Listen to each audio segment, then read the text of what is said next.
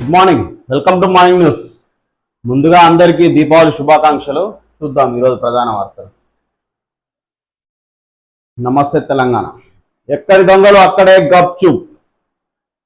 పారిశ్రామికవేత్త సుమంత్ గన్ను గురిపెట్టిన ఉదంతంపై అంతా సైలెంట్. కాంగ్రెస్ పాలనలో గన్ కల్చర్. సీఎం సోదరులు సెటిల్మెంట్లు చేస్తున్నారు. మంత్రి బిడ్డ చెప్పిన కేసు నమోదు చేయకపోవడంపై అనుమానాలు. 3 రోజులు గడిచినా సుమంత్ను అదుపులోకి తీసుకొని పోలీసులు. ముఖ్య నేత ఇంటి వెనుక ఇంత జరిగినా మౌనంగా ఉన్న యంత్రాంగం. ముఖ్య నేతపై నిప్పులు కక్కి అకస్మాత్తుగా ప్లేటు ఫిరాయించిన మంత్రి. ఏదేమైనా మడమ తిప్పనంటూ చెప్పే ముఖ్య నేత వెనుకడుగు వేసినట్టేనా? టీ కప్పుల్లో తుఫాన్ అంటూ వివాదాన్ని కప్పిపుచ్చేందుకు మంత్రులు రైట్ అయిపోయింది. ఇక ఒక్కరోజు హడావిడి అయిపోయింది అన్నమాట. నలుగురితో షాడో సీఎంఓ. ముఖ్య నేత కన్సర్నల్లో ప్రత్యేక బృందం. శాఖలను పంచుకొని మరీ వసూళ్లు దందా. బంజారాహిల్స్ లో షాడో సీఎంఓ ఆఫీస్. అక్కడి నుంచే దందాలు, సెటిల్మెంట్లు. రోడ్ నెంబర్ 14 కు ఐఏఎస్లు ఐపీఎస్లు క్యూ గుమాస్తాలుగా మారి దందాలకు సాయం. కాంగ్రెస్ అవినీతిలో సుమంత్ ఇసుక రవ్వే. నలుగురిపై విచారణకు భారీగా డిమాండ్లు. సుమంత్ వివాదంలో రోహిన్ రెడ్డిపై ఆరోపణలు. ఆయనపై విచారణ ఎందుకు లేదన్న ప్రశ్నలు. కాంగ్రెస్ పాలనలో గన్ కల్చర్. సునీత కన్నీటిని అపహాస్యం చేయడం దుర్మార్గం. అడుగడుగునా మహిళలకు అవమానాలు. తెలంగాణలో రాజ్యమేలుతున్న అరాచకాలు. వాటాల కోసం సీఎం మంత్రుల కొట్లాటలు.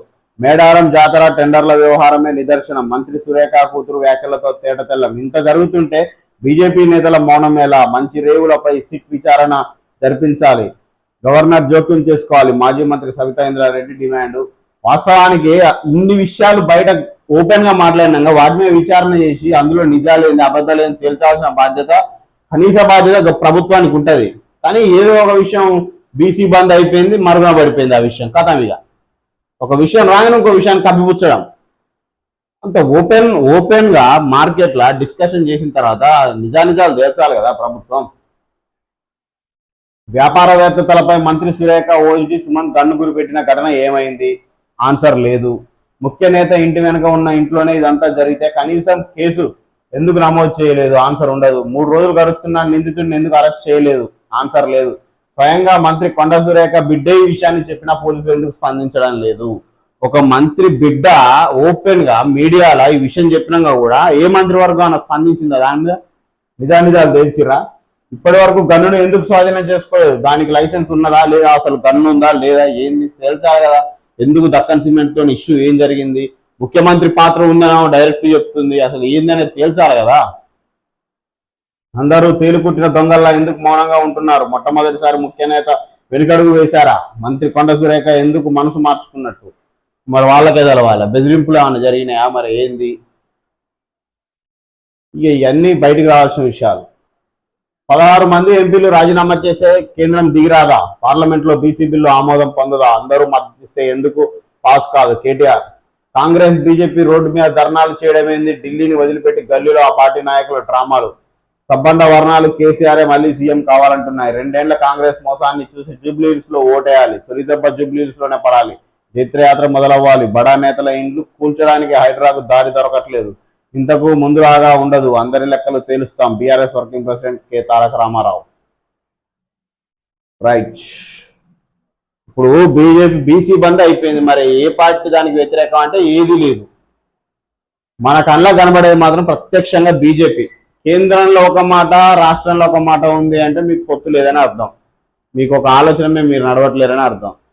ఈ రాష్ట్ర బీజేపీ తలుచుకుంటే ఇది పాసిబుల్ విషయం. కానీ ప్రజలను మబ్బ పెడుతురు. మరో 2 ఏళ్లలో మన ప్రభుత్వం వస్తుంది. ఎవరి బెండ్ తీయాలో, ఎవరి సంగతి చూడాలో అన్ని చూస్తా. రాజేంద్ర నగర్ ఎమ్మెల్యే ప్రకాష్ గౌడ్ సంగతి తెలుసు. ఫహీం సంగతి తెలుసు. అందరి జాతకాలు తెలుసు. ప్రకాష్ గౌడ్ ఎవరి అభివృద్ధి కోసం పోయాడో తెలుసు. అన్ని బయటకు వస్తాయి. సుల్తాన్పూర్ బయటకు వస్తుంది. గన్సీమియా కూడా బయటకు వస్తుంది. అన్ని బయటకు వస్తాయి. కేటీఆర్ వార్నింగ్ ఇస్తుంది ఇండైరెక్ట్ గా. సబ్ రిజిస్ట్రార్ సబ్కా ఇంతేజార్. పేరుకే స్లాట్ బుకింగ్ సమయపాలన పాటించట్లే. ప్రజలకు స్లాట్ బుకింగ్ తప్పదని ఆదేశాలు. సమయం ప్రకారం రిజిస్ట్రేషన్ కాకపోవడంతో గంటల తరబడి రిజిస్ట్రేషన్ ఆఫీసులో పడిగాపులు.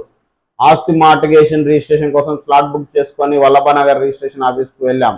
కేవలం 20 నిమిషాల్లోనే పని పూర్తయింది. 3 నెలల క్రితం ఆఫీస్ రిజిస్ట్రార్ కోసం వెళ్తే 3 గంటల సమయం పట్టింది. స్లాట్ బుకింగ్ విధానంతో మా సమయం ఆదా అయిందని ఒకరు. ఒక ఇల్లు రిజిస్ట్రేషన్ ఇదే వల్లభనగర్ సబ్ రిజిస్టర్ ఆఫీస్ కు ఇటీవల ఓ వ్యక్తి వెళ్లారు. ఉదయం 12 గంటలకు స్టార్ట్ చేసుకోగా సాయంత్రం 4 గంటలకు రిజిస్ట్రేషన్ పూర్తయింది. మళ్ళీ ఒకరిది. ఇక ఏంటంటే లోపల నడిచే వ్యవహారాలను బట్టి అది నడుస్తుంటాయి. కానీ సబ్ రిజిస్ట్రార్ వ్యవస్థ అనేది బీభత్సంగా వసూలు చేసిస్తుంది పైసలు ప్రభుత్వానికి, మామూలు కాదు. ఎవరి నుంచి ఎవరు ఆస్తి మార్చుకున్నా కూడా ట్యాక్స్ బీభత్సంగా కడుతున్నారు. వాటికి సొంత బిల్డింగ్లు లేవు. దాదాపుగా చాలా డిస్టిక్లలో సొంత బిల్డింగ్లే లేవు. వాటి కిరాయి బిల్డింగ్లలో ఉంటారు. వాళ్ళ వాష్రూమ్ ఫెసిలిటీస్ ఉండవు. చాలా దుర్మార్గంగా ఉంది. ఆదాయం మాత్రం బీభత్సంగా ఉంది. జేఈ మెయిన్ 2026 షెడ్యూల్ విడుదల. జనవరి 21 నుంచి 30 వరకు మొదటి సెషన్, ఏప్రిల్ 1 నుంచి 10 వరకు రెండవ సెషన్. 10,000 కోట్ల హ్యూమ్ ఫట్. రోడ్లన్నీ బడా కంపెనీలు దారదత్తం చేసే కుట్ర. 10,547 కోట్లతో 5,566 కిలోమీటర్ల మేర కొత్త రోడ్లు, ఒక్కో ప్యాకేజీ 300 కోట్లు ఉండేలా ప్రణాళికలు. మొబిలైజేషన్ అడ్వాన్స్ ముందే చెల్లించేలా ప్లాన్. చిరు ఏజెన్సీలకు టెండర్ అర్హత లేకుండా రూల్స్. త్వరలో ఫ్రీ బిడ్ మీటింగ్ కోసం సన్నాహకాలు. కాంట్రాక్టర్ల పెండింగ్ బిల్లులే 800 కోట్లు. ఆ బిల్లులు చెల్లింపునకేమో సర్కారు ససేమిరా. మొత్తం ప్రభుత్వం భరిస్తే హ్యూమ్ ఎలా అని ప్రశ్నలు. ఇక దాని వెనక ప్రతి దాంట్లో కుట్రలే ఉంటాయి. దేంట్లో పెట్టినా కుట్రలే. బాబాయి file clear please. Best available స్కూళ్లకు 200 కోట్ల బకాయిలు. 2 నెలల నుంచి ఫైల్తో తిరుగుతున్న దళిత మంత్రి. దళిత గిరిజనుల పిల్లల చదువులు ఆగమవుతున్నది. జర చూడండి సార్ అంటూ వేడుకున్న ససేమిరా. ఎప్పుడు పడితే అప్పుడేనా, మీకు సమయం సందర్భం లేదా అని విసడించుకున్న ఓ ఐఏఎస్. సీఎం సాబ్ ఆడోళ్లకు 2,500 ఇయ్యరాదు, డబ్బులు ఎప్పుడు ఇస్తారని మహిళలు అడుగుతున్నారు. సద్భావన సభ రేవంత్ రెడ్డిని అడిగిన విహెచ్. ఇది ఒక్కటి ఇస్తే అన్ని ఇచ్చినట్టేనని వ్యాఖ్య. అన్ని అయిపోయినట్టే. ఇక 2,500 ఇస్తే పెన్షనర్ల చావులకు సర్కార్దే బాధ్యత. రిటైర్డ్ ఉద్యోగుల బకాయిలు ఇవ్వని కాంగ్రెస్ ప్రభుత్వం. జీపీఎఫ్ బకాయిలు ఎందుకు నిలిపివేశారో చెప్పండి, వెంటనే పెన్షనర్ల బకాయిలు చెల్లించాలి. దేవి ప్రసాద్. ఒక్కటి కాదు, 100 ఉన్నాయి. ఈ ప్రభుత్వం మరుగున పడిపోయినాయి పథకాలు. రైతే దేశానికి వెన్నుముక్క. అలాంటి రైతుకు అండగా ఉండండి సీఎం రేవంత్. అసలు నిన్న స్పీచ్ చూస్తే ఏం మాట్లాడుతుండో అర్థం కాదు. కొద్దిసేపు భూ సమస్యలు పరిష్కరించాలనే లైసెన్స్ సర్వేయర్ల నియామకం. గాంధీ దేశానికి పర్యాయ పదం. గాంధీ కుటుంబం దేశానికే స్ఫూర్తినిచ్చింది. రాహుల్ గాంధీ స్ఫూర్తితోనే కులగణన చేసి అనేక సంక్షేమ కార్యక్రమాలు చేపడుతున్నాం. సీఎం రేవంత్ రెడ్డి. మీరు చేసింది ఏం లేదు. అయితే ఇక అయోధ్యలో దీపోత్సవ శోభ. దీపాకాంతులతో వెలిగిన అయోధ్య. సరైన నది తీరం వెంబడి 26.17 లక్షల దీపాలు. ఏకకాలంలో 2,128 మందితో హారతి. గిన్నిస్ రికార్డులో నమోదైన హారతి దీపోత్సవం. యాదవుల తెలంగాణలో కీలక పాత్ర. వారి అండతోనే ప్రపంచ పెట్టుబడులకు ఆదర్శ నగరంగా హైదరాబాద్. రాజకీయ ప్రాతినిధ్యంలో యాదవులకు సముచిత స్థానం. సదర్ కార్యక్రమంలో ముఖ్యమంత్రి రేవంత్ రెడ్డి.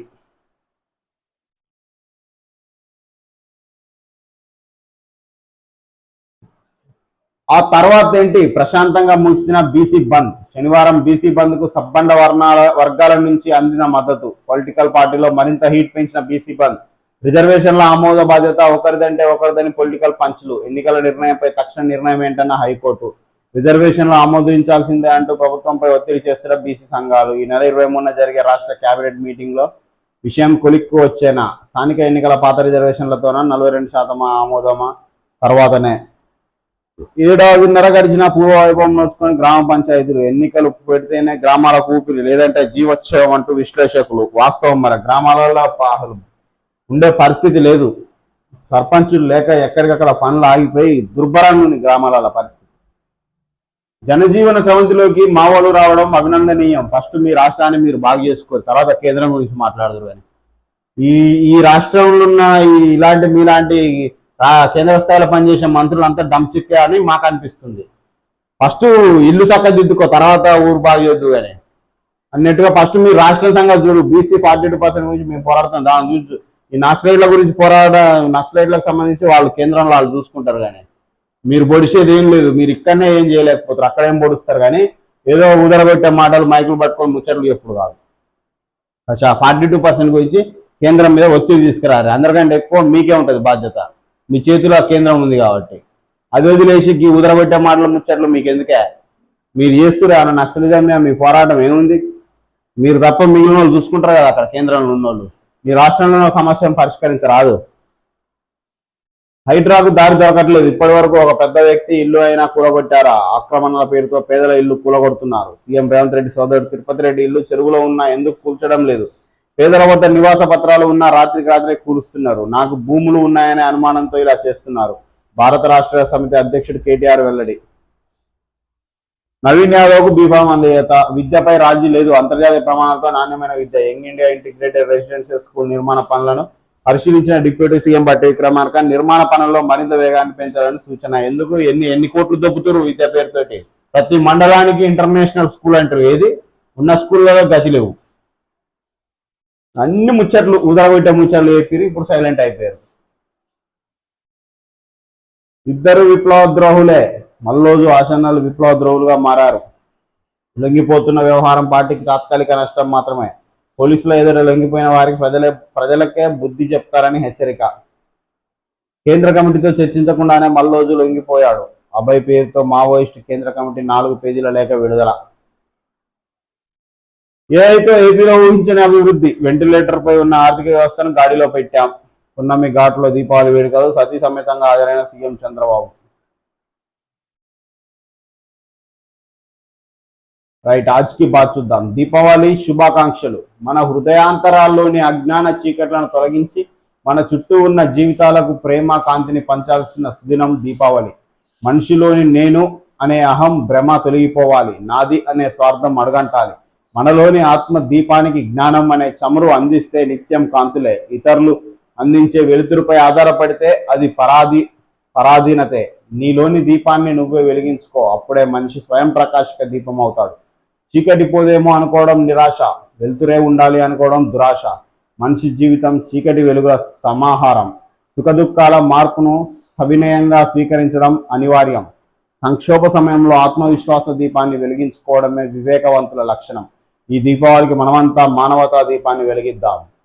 మానవతా దీపాంతో పాటు చైతన్య దీపాన్ని వెలిగిద్దాం. ఇంకా ఎన్ని రోజులు ఈ అనగదొక్కడానికి మనం బలి కావాలి? అగ్రవర్ణాలకు మనం బలి కావాలి? ఎందుకు మనలో మన బహుజనుల్లోంచి నాయకులు ఎందుకు పుట్టకూడదు? రాష్ట్రాన్ని కేంద్రాన్ని పరిపాలించడానికని చైతన్యవంతులకు కావాల్సిన ఆయన హక్కులన్నీ సాధించుకుందాం. అగ్రవర్ణాల్లో పేదలు వేరు, అగ్రవర్ణాల్లో ఉన్న బడాబాబులు వేరు. మనం అగ్రవర్ణాలు అని మాట్లాడే ప్రతిసారి గుర్తుంచుకోవాల్సింది అగ్రవర్ణాలు మొత్తం కాదు. కేవలం అగ్రవర్ణంలో ఉండడం వాళ్ళ జన్మత హక్కు కాదు, వాళ్ళు చేయకుండా జరిగిన పని అది. అగ్రవర్ణాల్లో చాలా మంది పేదలు ఉన్నారు. వాళ్ళు కూడా మన బహుజనంలో భాగంగానే భావించాలి. ఎంతసేపటికి కాలుస్తాం పీలుస్తాం. వెలుగుల పండుగకు చీకటి కోణాలు ఎన్నో. పటాకుల మోత పట్టు తప్పితే వాత. ఇల్లంతా శుభ్రం, వీధంతా కంపు. దీపావళి వెలుగులు విరజిమ్మే పండుగ. దీపకాంతులతో ఊరు వాడలు వెలిగిపోతుంటాయి. రాత్రిళ్ళు మరింత శోభాయమానంగా కనిపిస్తుంటాయి. అలాంటి దీపావళి వేళ టపాసులు పిల్లలకు ఆనందాన్ని తెస్తే పర్యావరణానికి హాని, ఆరోగ్య సమస్యలు ఉన్న వారికి, మూగజీవులకు ప్రాణభయాన్ని తెచ్చిపెడుతుంటాయి. క్రాకర్స్ నుంచి వెలువడే కార్బన్ కారకాలు శ్వాస సంబంధిత వ్యాధితో బాధపడే వారికి ఇబ్బంది కలిగిస్తాయి. ఇక భారీ పటాకుల శబ్దాలకు అటు మూగజీవాలు భయంతో వణికిపోతుంటాయి. గుండె సంబంధిత సమస్యలు ఉన్న వారికి చాలా డేంజర్. ఇక పరిసరాలు అపరిశుభ్రంగా మారి గాలి కాలుష్యం ఏర్పడుతుంది. వెలుగుల పండుగ నలుగురికి సంతోషాన్ని, ఆరోగ్యాన్ని తేవాలి, కానీ సమస్యలు తేవద్దని పలువురు అభిప్రాయాలు వ్యక్తం చేస్తున్నారు. ఇందులో ఎంత కొద్దిగా వాస్తవం ఉన్నమాట నిజమైనా కూడా సంతోషంగా జరుపుకునే దీపావళి పండుగ కాబట్టి లిమిట్లో జరుపుకోవాలి. అసలు ఇప్పుడు ఈ రేంజ్ లో బాంబులను ఉత్పత్తి చేయడానికి పర్మిషన్ ఇచ్చేది ఎవరు? ప్రభుత్వమే. ఎందుకంటే వాళ్ళకి ట్యాక్స్ వస్తుంది కాబట్టి.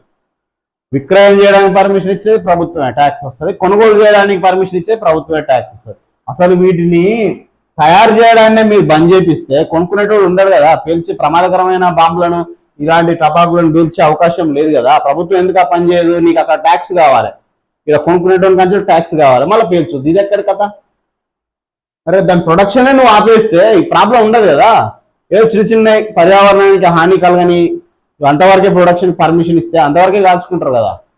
నువ్వు ఇష్టం వచ్చినట్టు పర్మిషన్లు ఇచ్చి పడేస్తావు. ట్యాక్స్ వసూలు చేద్దాం, ప్రజలు ఏమైపోతే మాకేంది, పర్యావరణం ఏమైపోతే మాకేందని ప్రభుత్వం ఇచ్చేస్తుంది పర్మిషన్ ప్రొడక్షన్కు.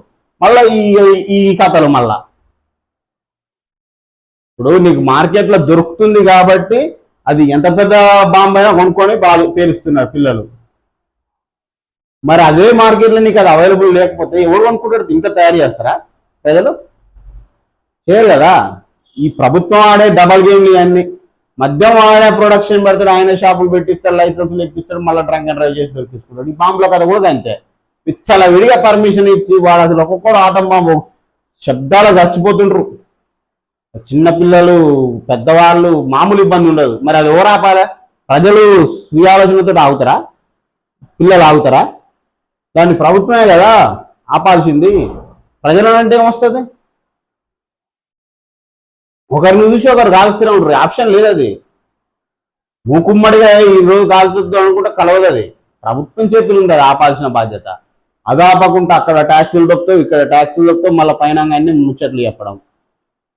అన్ని ప్రభుత్వమే. పర్యావరణం కాలుష్యమైనా, మా వీధులు కాలుష్యమైనా, అపరిశుభ్రమైన వీటన్నిటికీ కారణం పిల్లలకు.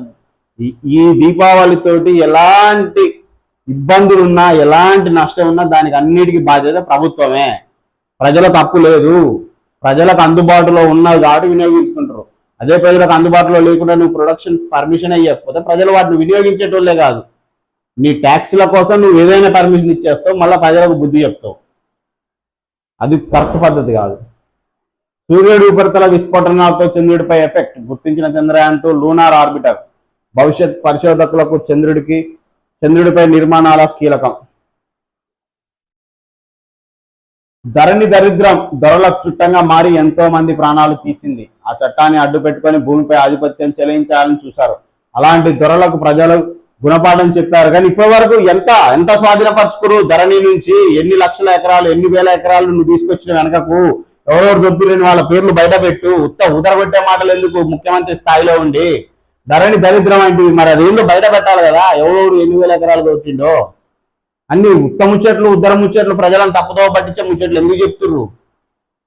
ఇప్పుడు భూభారత్ తోటి మీరెంత దరిద్రం క్రియేట్ చేస్తున్నారు, మీరెంత దొబ్బుతున్నారు. వాళ్ళు ఎన్ని లక్షల ఎకరాలు దొబ్బుతారు, మీరు ఎన్ని లక్షల ఎకరాలు దొబ్బుతారు. అది చెప్పాలి కదా ప్రజలకు. మాకంటే తెలుస్తుంది. మరి ధరణి దరిద్రం అంటే ధరలకు చుట్టంగా మారి ఎంతో మంది ప్రాణాలు తీసిందంటే మరి బయట పెట్టు. అబద్ధాలు చెప్తున్నావా? దొంగ మాటలు చెప్తున్నావా? కాలయాపన చేస్తున్నావా? ప్రజలను మభ్య పెడుతున్నావా? ఒక ముఖ్యమంత్రి స్థాయిలో ఉండి ఏం మాట్లాడుతున్నావు? తలకాయ ఉండే మాట్లాడుతున్నావు అంటారు ప్రజలు.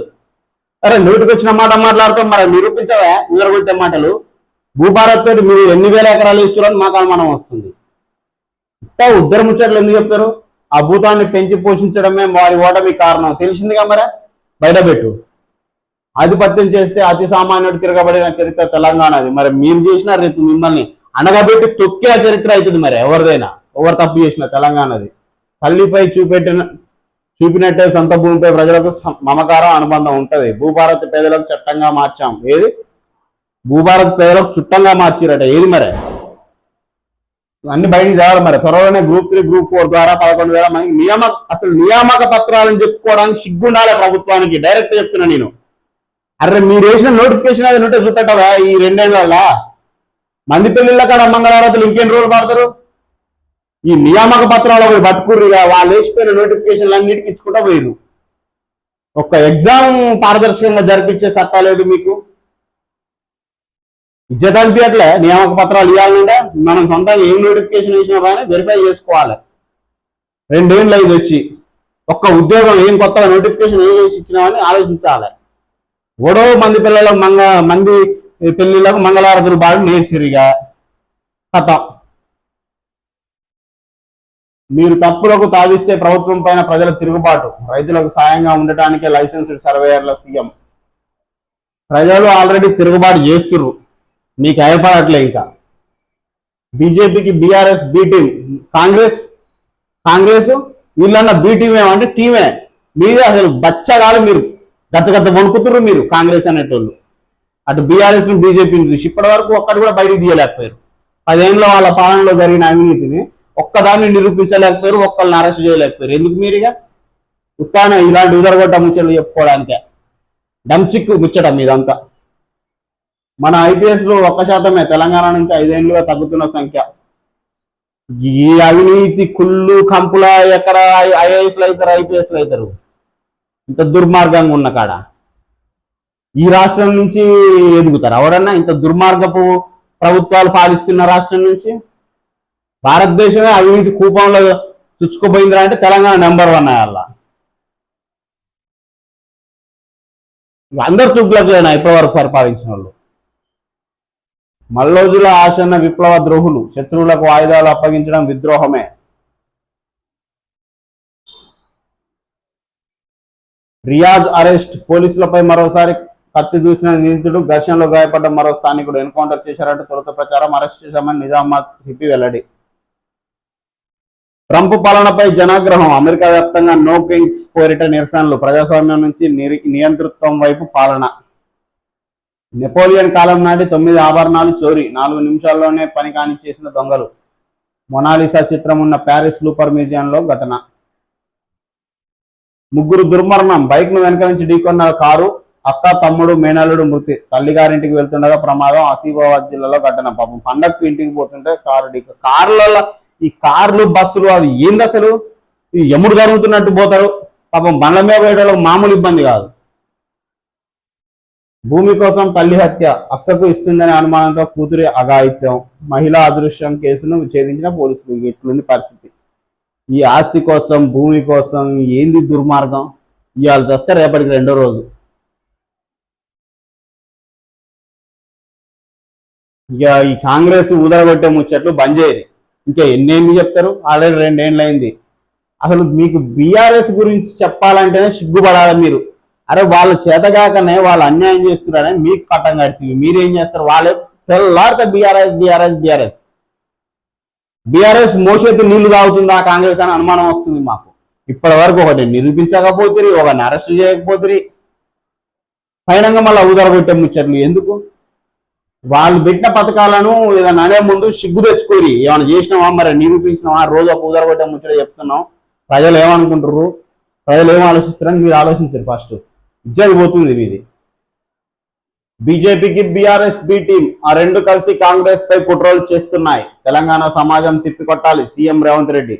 జూబ్లీహిల్స్ ఓట్లు చీల్చేందుకు బీజేపీకి బీఆర్ఎస్ ప్లాన్. గత పార్లమెంట్ ఎన్నికల్లోనూ ఆ పార్టీలు ఇట్లనే చేసినాయి. రాజీవ్ గాంధీ స్ఫూర్తితోనే రాష్ట్రంలో ప్రజాపాలన.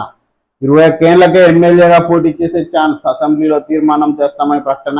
రాజీవ్ గాంధీ సద్భావన యాత్ర సంస్థాన సభల్లో ప్రసంగం. సల్మాన్ ఖుర్షీద్ కు సద్భావన అవార్డు అందజేత. చూడు రే, ఒక్కసారి చూస్తే అంత బీఆర్ఎస్ లకు మారినట్లేదు. గులాబీ కండవరే కదా, అందుకే వారి గురించి రాశారు బీజేపీకి బీఆర్ఎస్ టీం బి టీం అని.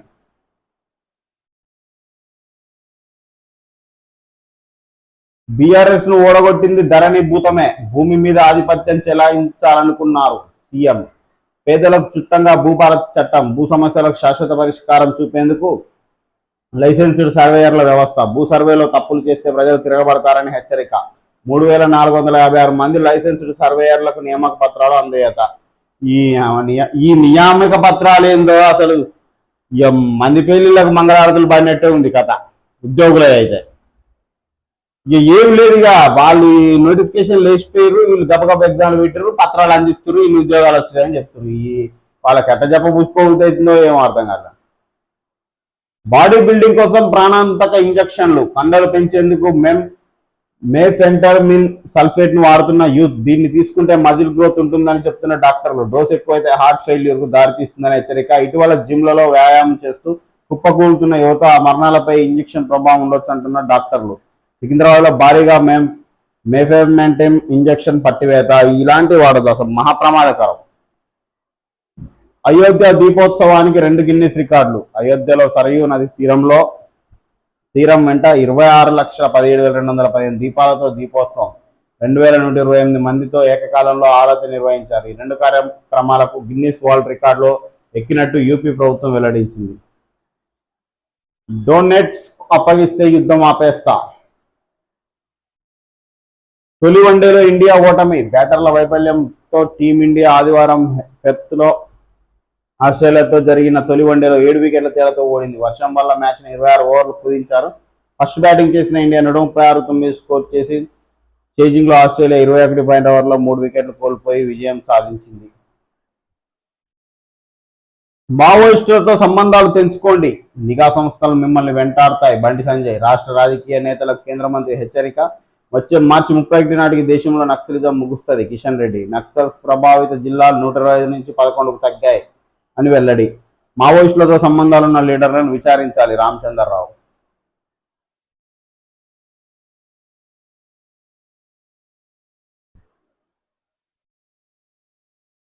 వైన్స్ అప్లికేషన్స్ పై ఏపీ ఎఫెక్ట్ గట్టినే ఉంది. మరి ఎఫెక్ట్ 2 రాష్ట్రాలలో ఉంది. ఎల్లుండి నుంచే పత్తి కొనుగోలు ఏర్పాట్లు పూర్తి చేసిన సిసిఐ మార్కెటింగ్ శాఖ. పలు జిల్లాల్లో జోరుగా పత్తి తీస్తున్న రైతాంగం. ఈ ఏడాది 45 లక్షల ఎకరాల్లో సాగు, 28 లక్షల టన్నుల దిగుబడి అంచనాలతో ఏర్పాట్లు. 8,110, 8,060 మద్దతు ధరతో కొనుగోళ్లు. రైతులు మొబైల్ నంబర్ అప్డేషన్ కు ఏఈఓల సహకారం. సమస్యలపై ప్రత్యేక టోల్ ఫ్రీ నంబర్ 1800 599 5779. రాయదుర్గంలో యానిమేషన్ గేమింగ్ సెంటర్ ఏర్పాటుకు రాష్ట్ర ప్రభుత్వం కసరత్తు. ఇమేజ్ టవర్స్ నిర్మాణం, ఏవీజీసీ సౌలతులకు ఆర్ఎఫ్పిని ఆహ్వానించిన టీజీఐఐసి. వచ్చే నెల 1 వరకు బిడ్లు దాఖలు చేసేందుకు ఛాన్స్. పాక్ ఆఫ్ఘాన్ మధ్య సీజ్ ఫైర్, తక్షణమే కాల్పుల విరమణకు ఇరు దేశాల అంగీకారం. ఖతార్, తుర్కియా మధ్యవర్తిత్వంతో దోహాలో సమావేశం. చర్చల్లో పాల్గొన్న పాక్ ఆఫ్ఘాన్ రక్షణ మంత్రుల బృందాలు. నవీన్ యాదవ్ కు బీఫామ్ అందజేసిన పిసిసి చీఫ్.